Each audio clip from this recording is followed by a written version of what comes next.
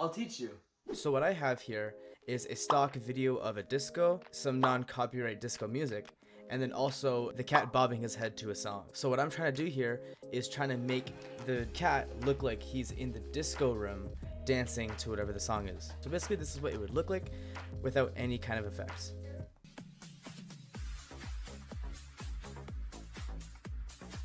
Alright, so first thing you guys want to go ahead and do is go into the effects panel and type in Ultra key. Go ahead and take this effect and place it on the video that has the green screen on. Go into the effect controls, look in these settings to where you find Ultra key, and then just go down a little bit to see key color. Now basically what this Ultra key does is that it substitutes the color that you have selected with the video that you're trying to green screen with. In this case, it is trying to substitute green with the disco balls and the disco room and all that. What you want to go ahead and do is grab this little color drop thing and press it on the green. What this will do is that it will remove any kind of that green and replace it with the video that's just below it here on the first layer. Once you guys have done that, you guys will have your finished product. In this case, this is mine.